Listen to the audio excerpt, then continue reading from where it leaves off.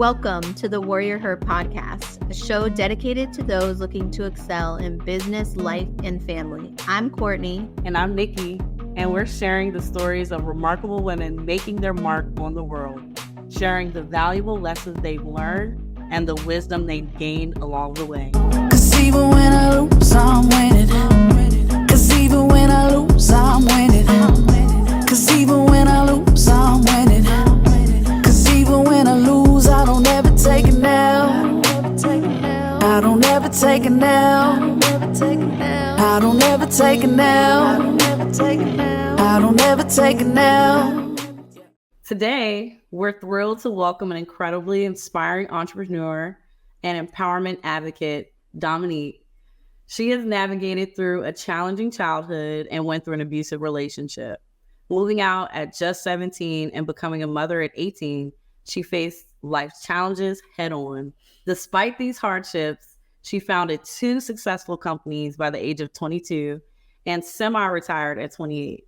But that success came with its costs, and Dominique realized she had lost herself along the way. Determined to reconnect with her true self, Dominique went on a journey to shed her warrior armor.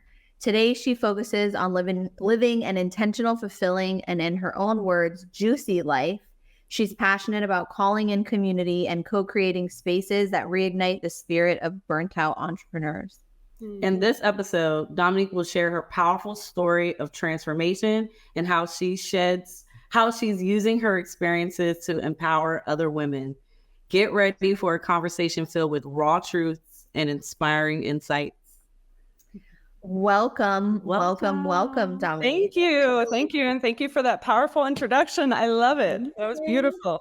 Thank you. Yeah, we're going to really kind of take it back for the audience so that we can really paint the picture of what that may have looked like for you. So first, I guess, let's just rewind and tell me where you were born and like how you grew up. All right. So I was born in a rural country town called Osawatomie. It's about an hour south of Kansas City, Missouri. And I grew up on a farm there. My parents were definitely not wealthy by any means. My mom has severe PTSD from her own childhood traumas, which allowed her not to be able to really work. So my dad oftentimes would be working 2 jobs. And so if you can imagine, my parents weren't very present, and it was a bit of a chaotic household with a lot of fighting. So my sister and I would find ourselves just, going out into the country and playing and kind of being left on our own a lot. We didn't get a lot of the love and stability that both of us craved. So that kind of led me and my little queenliness to go out and try and find the love and security that I really wanted, as a young child. And of course, being only used to kind of a chaotic upbringing, I also called in more chaos. I quickly found myself at 14 in pretty abusive relationships. Also at 14, I was violated. I had my innocence stolen. And so after that, I really went down a dark path. Just throwing myself at chaos, at darkness, at pain, and just kind of like warrior armored through it. Like it was almost a challenge. How much shit can I drag myself through? I completely left any sense of self-worth or self-love behind. I was then in a 5-year abusive relationship where at the end of the 5 years, I became pregnant. So I was 17. And I was determined to have my daughter. And I also realized at that time, I couldn't continue going how I was going with this self-sacrifice. I had to change something because I could fuck my life up, but I was not willing to fuck her life up. So that really changed my mindset and opened my mindset.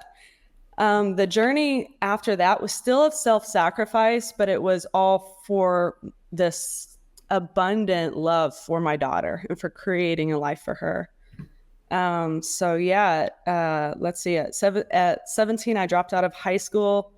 And then at 18, I had my daughter. And then I spent a few years just figuring out how to be a mom. I was how to survive. I was living on welfare and food stamps. I was stealing from Walmart. I was just trying to figure out how to do it on my own, because I was on my own and I didn't know how to ask for help. I thought if I had to ask for help, that means I couldn't do it. And I couldn't accept that. There was no option that I couldn't do it. I had to figure out a way to succeed. Yeah. So that's kind of my backstory. I do want to know, first, thank you for just being really honest. We definitely want to create like a container for authenticity. Like, yes, we're going to talk about business. We're going to talk about like really cool things that you're doing. Yeah.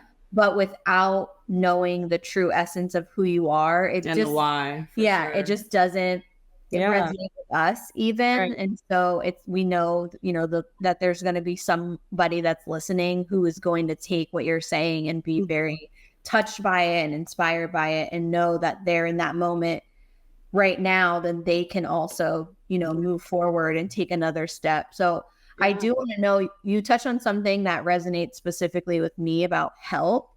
I recently, she's laughing because she knows this is true. After quite a many years of therapy and just a lot of self-work, have realized I always looked at help as a weakness. Mm-hmm. And as an entrepreneur, it's impossible to build your business without help. Mm-hmm. And that was kind of the start of it. But I would like to know how you worked on that for yourself. Like when did you realize, right, that help was necessary and that it was okay and it wasn't a bad thing? Right. Yeah. You know what? I kind of had this same thought. It's been in my mind the last couple of weeks about help. And I always energetically, I think I've always said I've done it by myself. But of course, I didn't. There was food stamps, so government welfare helped me. I went to a church and they helped me by giving me leftover food. There was always someone around, but energetically, I felt alone, and I felt like it was all on my shoulders to figure it out. So while in my journey, there was people that played significant parts. In my two companies, I have a business partner. But energetically, I was closed off to receiving that support and that help. And it's still in my mind and body and soul it was all on me. If I stopped, everything stopped. And that's a heavy weight to carry for a very long time. And that also left me susceptible to not really asking for help or being open to help, just kind of being closed off and being like, I've got to do it on my own. So kind of my revelation with being open to receiving happened about 3 years ago, also on my inner work journey through therapy and all the things that I've done, the breath work, the inner child work, the going to Peru for the ayahuasca, all the stuff.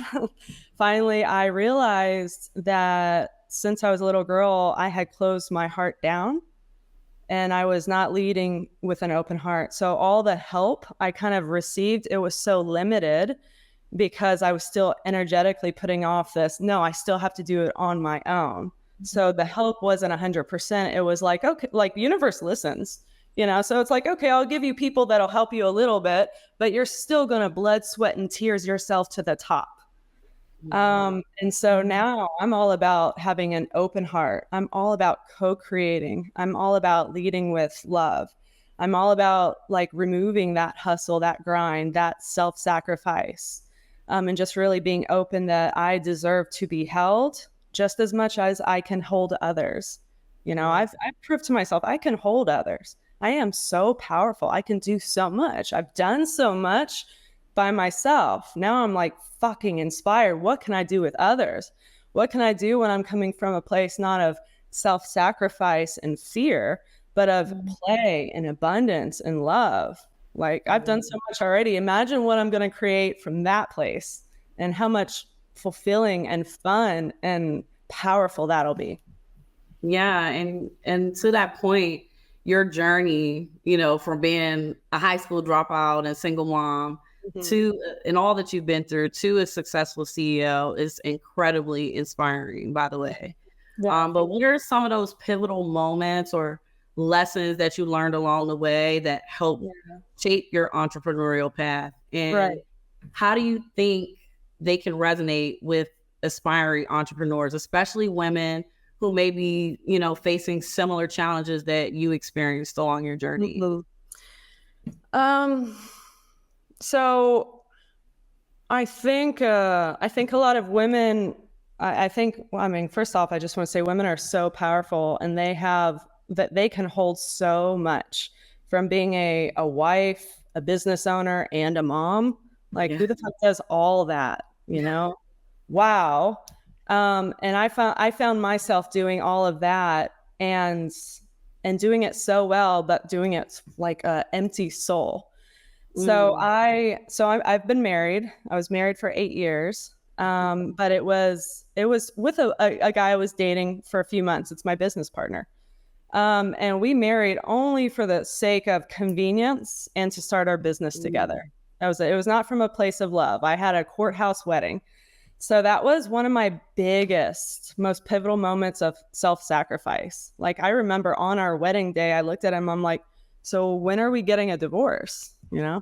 Like this is my reality. This should be the biggest day of my life, or that's what we're taught growing up. But here I am just doing a business transaction for the sake of success and to support my daughter. So that was a pivotal moment for me. Like, okay, I'm doing this and I'm going all in. After that, I got married. I sold any little things I had, and I packed my 2-year-old up and my new husband and business partner and drove 14 hours to a state I'd never been to start a business after never having started a business, just high school dropout, no formal education. And I started working really hard, 6 a.m. to 10 p.m., Monday, Sunday, every day for every day. Every day. My daughter was the first one at daycare. It opened at 6 a.m. She was the last one to leave every day. And still I would pick her up and go back to our little tiny shitty office, and she'd be falling asleep in the chair. At 10 p.m. I'd look over at her and I'm like, what? And I remember so clearly having the thought, like, what the fuck am I doing? And I'm just like, this has got to be worth it. What I'm doing has to be worth it. I'm doing this now. My goal is I want to retire by the time I'm 30. I was 22. So I'm doing this now so that I can retire early and spend more time with her than any other parents get to spend. That's what I wanted. At 22, I'm looking at my little baby and like, it's got to be worth it, because I know the cost. The cost. Yeah. So that was also a pivotal moment for me. Is that. And then, I was able to semi-retire at 28, a little bit early. Just because, our business grew very quickly. It started at 22. When I was 24 and 25, we won Inc. 5000 fastest growing 2 years in a row. So it was growing hugely. At one time we had 30 employees. We had about 50 contractors. We were flipping 125 houses a year. So it was a lot. It was crazy. It was very busy. Yeah. We were expanding into other markets. And then, people make or break a business. People are so important who you work with. And at 27, we had our CEO embezzle $250,000 from our company. And it sucked. But also, as an entrepreneur, you have to fly level and neutral in times of adversity or times of triumph. We never get too high. We never get too low. We get really good at just what is the word? Like just floating along, plateauing. We don't get too emotional with it. Rolling with the punches. Yeah, I like to say that. Punches, getting really good at pivoting when we need to. So that made us both reevaluate our goals, because we were chasing for years to become bigger, better, expand, more profitable, more people, go to more expos. We wanted to get on a TV show, like all this stuff. And then this happened, and it really made us reevaluate our goals. Like, what are we chasing for? We've already reached a level of success. Do we really need more and more and more? So that kind of started my soul journey, kind of like to come back to myself, because now at 28, semi-retired, we simplified our business a lot, and that still handsomely supported our lifestyles. And then the business didn't need us in a day-to-day basis. We still had really good integral people in place. So then I was more lean. we cut the fat, so to speak, and just kept it simple for a while we reevaluated, because now I'm a different person. I'm not the same woman I was when I used to grow. Yeah, for sure. Now I've gone through some shit. I've gone through like my trial by fire. Yeah. And I realized, okay, well, now who am I? And I didn't know who the fuck I was. Now I don't need a hustle. I don't need to grind every single day. I have all this free time. And I found myself, I didn't know how to be a woman. I didn't know how to be in my feminine. I didn't know how to be just a nurturing mother, which was kind of heartbreaking for me. Because I had just struggled and grinded and built for so long. So that started a major shift in my journey, which I call, that was the beginning of the journey back home to myself, to find myself again. Who was I? So your emphasis on that work-life balance now, right, is refreshing in an often very hectic world of entrepreneurship. And honestly, I feel like she's very good at that. I'm somewhere in between that hustle and the relaxed phase. Yeah. And very similar to you, I'm currently going through a divorce and I have 4 kids, and I'm figuring out okay, how I'm trying not to do that panic, right? Yeah. But how did you manage to achieve passive operation in your businesses while still maintaining that profitability and growth? So what I mentioned with the CEO, that happened, when I was 27. So spent a year simplifying and cutting the fat out of our company. Shedding out the people that were not aligned, reevaluating what is our values within our company, what is our values and our goals, simplifying those, pulling those back, decided, let's not expand into another market. We had this business partner. Actually, we don't feel like he's really aligned with us at all. Why are we doing that? Just because he's some big macho guy? You know what? No. Simplify, keep it small. I trust my business partner. He trusts me. There's 4 integral people within our office that have been extremely loyal and trustworthy and feel aligned. Let's keep them busy, pay them great, pull back. So my partner went off and his own version of soul searching.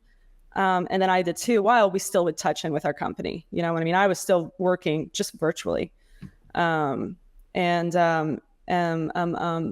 we'd have a team on the ground that would help find and buy the properties and just be the feet on the ground, while we still did sales and marketing from anywhere in the world.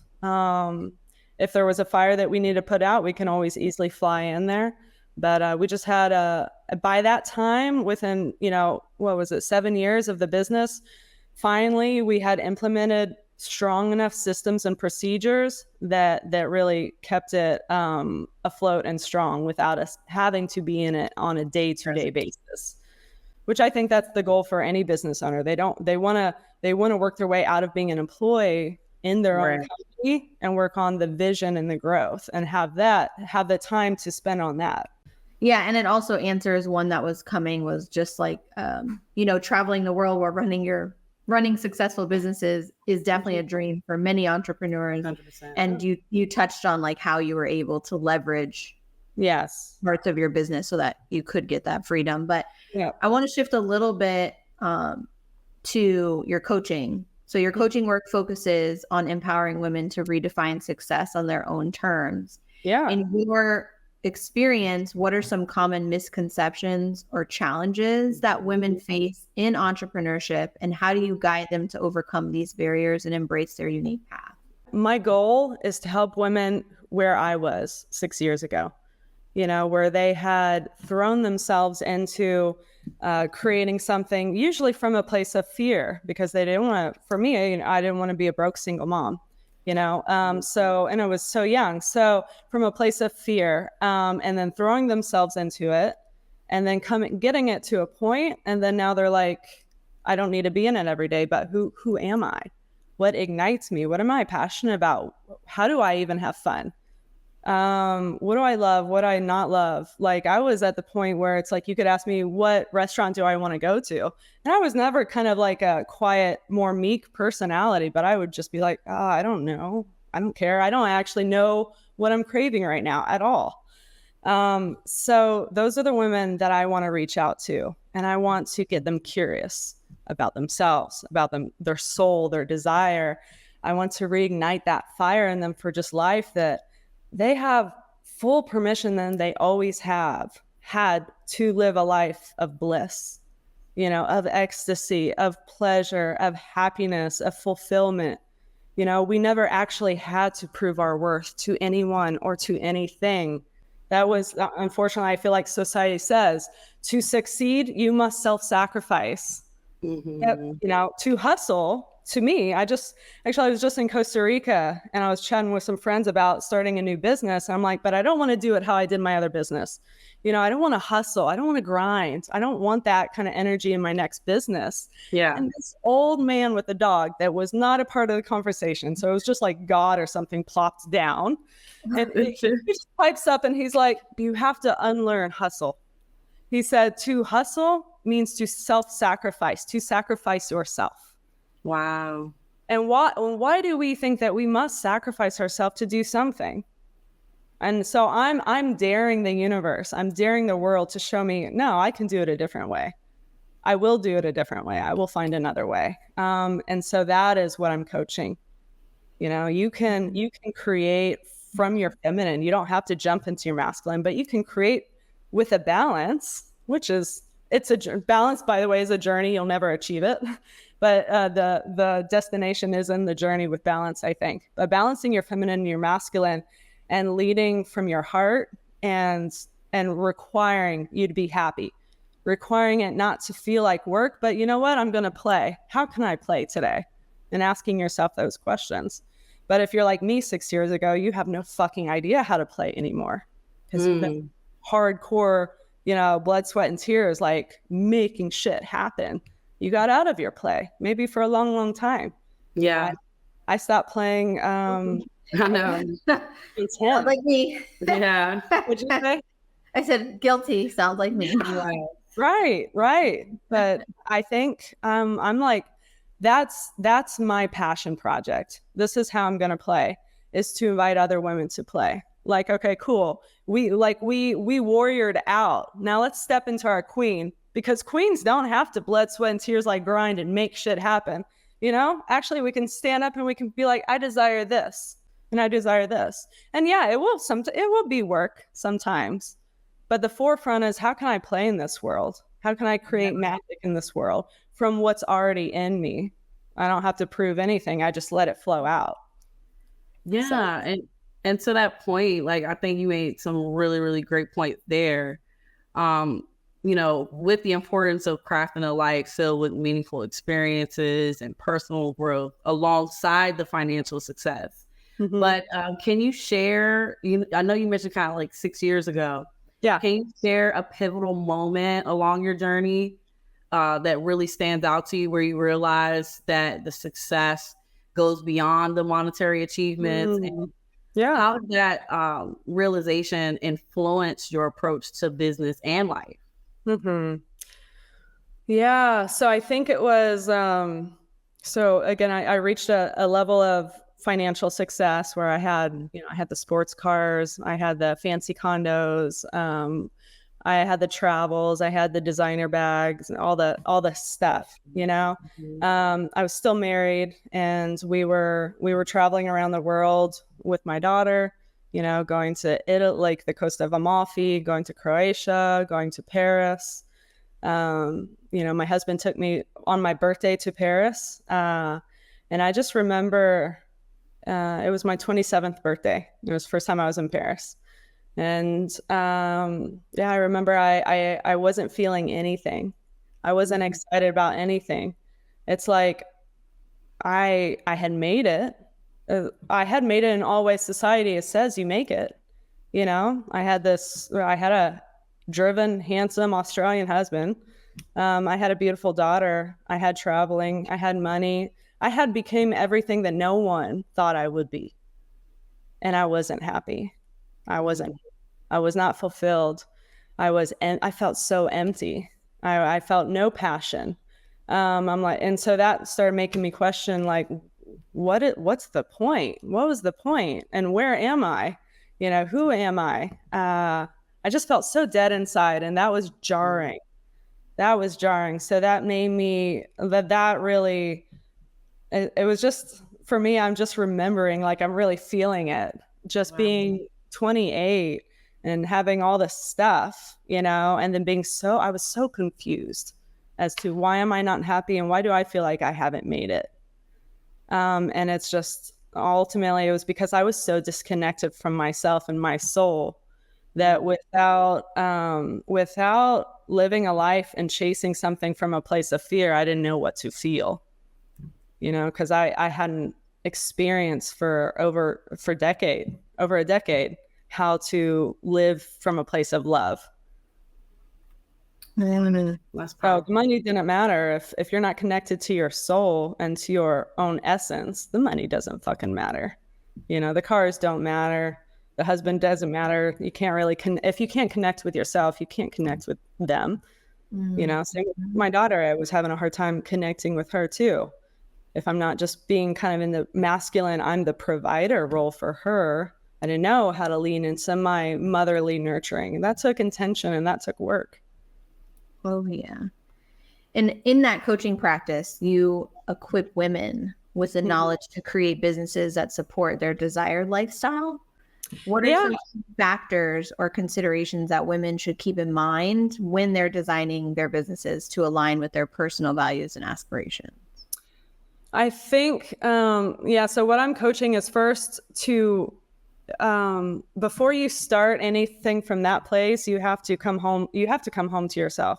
You have to learn yourself. You have to sit with yourself in the darkest corners and in your most deepest pain that you've been avoiding, you've been disassociating from, and really sit with it. Because until you sit with that, you're not going to create anything from this place of passion or love or play.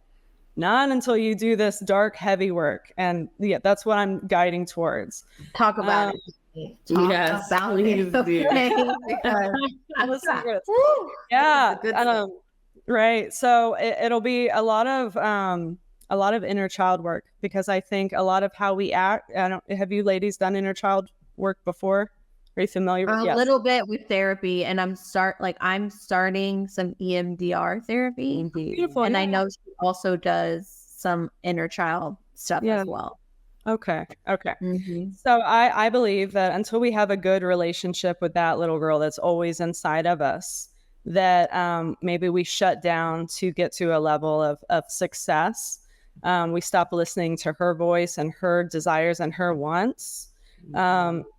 Then there's going to be this constant unsettled unease and not a balance in your body. So it's really kind of going in deep and asking, you know, what happened and what did you not receive when you were young? And how can you give yourself that right now? Because no one else can give that to you, you know, and you can't buy it. You can't achieve it. You know, you can't success your way to it. You actually just got to fucking sit with it and process some of the pain. And also then just listen. I think part of my play work is, so when someone's like, you know, they come to me and they're like, well, what do you mean play? Like, I'm like, ask yourself today to be open. First off, to ask yourself the question, how does life love me today? So that just opens yourself up. How will life love me today? Oh, it loves me because it showed me this beautiful flower on the sidewalk, you know, or it loves me by I'm really enjoying this matcha latte that I'm drinking right. Wow, let me take a moment to be present, you know. But or beyond that, it's like how to play. I ask people to go back to when you were a kid. What would you enjoy? Did you like, I don't know, playing with Barbies? Did you like roaming out in the fields and making flower bracelets and acting like you're an Indian? That's something I did. I did both. I love both. Yes. Yeah, I thought I was Pocahontas when I was little. I was too. I was like, yes, the animals and the air and the grass on my feet. Like, we live Disney, I think, like our generation, to be honest. So we all want to be a Disney character. Yeah. Yes. Know what? Yeah. What was your Disney movie that you love, Nikki? Oh my gosh, I loved Mulan. That was Mulan? like, that's a good one. Yeah, like she was incredible. I just thought, how brave she was. Yeah. And also Eddie Murphy was so funny. Yes. Right. I just love to sing all the songs, Yeah, I know it. Yeah. Little Mermaid. Like she loved I love Little Mermaid for sure. Yeah. I always liked the stronger, characters that would like, no, we're not doing this. Right. Brave is that's a newer one. That one is like one of my favorites. I cry every time I watch that. We're gonna watch it today. I haven't seen watch it. That's a good one. Mulan is really good too. Oh, I love Moana too. So good. Mm-hmm. All of them. Yeah. So good, right?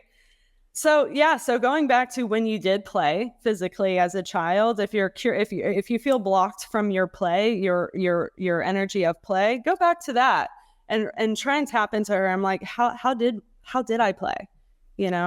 Or how would maybe some kids didn't get the opportunity to play much, or they have it blocked out, which happens a lot with trauma. So then just touching in with a little inside of you and saying, how would have I liked to? What sounds fun? So maybe it is just going out in nature. But also, like, for example, I have this with me right now. Here's my Pocahontas. So that's me, and that's my sister. And we got like flower headbands and stuff like that on, and like I'm crunching up something there. Love it. So I have this with me like now, even just to remember I was a girl that played, you know what I mean? And I still am. So how can I create? So I'm creating something. So how can I create something from that place? I want to tap into her because she's got to figure it out right there. And she didn't need to do anything, guys. She didn't need to create a business or sacrifice herself or anything. She's right there creating. So I love that. Go ahead.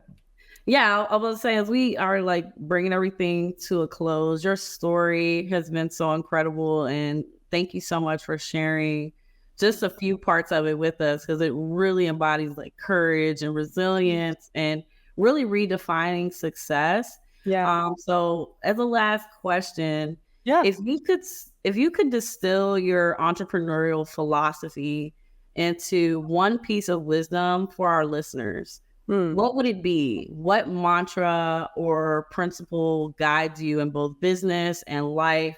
And how can others adopt a similar mindset to achieve their own version of success? Right now, I would say, like with who I am now, I would say it's your right to be happy. It's your right to pursue your passions. It's your right to have a voice, and not just outward, but inward. And to claim that voice and ask yourself questions of, what do you truly want? Love that. Yeah. That's like such a powerful way to end it too. Mm-hmm. Thank you so much. Where can people find you? We'll include this in the show notes, but where can they find you if they're interested in working with you, or they want to connect or collaborate? Yep. So I'm on Insta at ignitingqueens.com, or I'm sorry, that's Instagram. So Igniting Queens. And then I'm actually reigniting my website right now. Okay. So it's not up yet, but it will be igniting.com. Yeah, stay tuned for that. But yeah, just on Instagram. Wonderful. That's so great. Thank you so much for joining us today. Thank you for tuning in to the WarriorHER Podcast. We hope you found inspiration and valuable insights from our incredible guests. If you enjoyed today's episode, please subscribe, rate, and leave a review. Follow us on all social media platforms to stay up to date. And remember, girls really do run the world. 'Cause even when I lose, I'm winning. 'Cause even when I lose, I'm winning. 'Cause even when I lose, I'm winning.